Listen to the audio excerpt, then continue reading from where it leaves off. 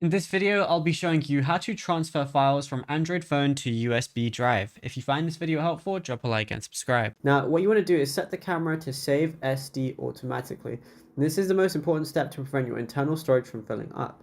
So what you want to do is open up your camera application, then tap the settings or gear cog icon. So press these little dots and then tap the settings or gear cog icon. And then scroll down to storage location. And then once you go ahead and find storage location, all you got to go ahead and do is select SD card because that's where you're going to want to be saving everything. Now, the fastest way to move bulk data is using the Files by Google application. So what you want to do is open up your Files application, and then that could just be like Samsung My Files, anything like that.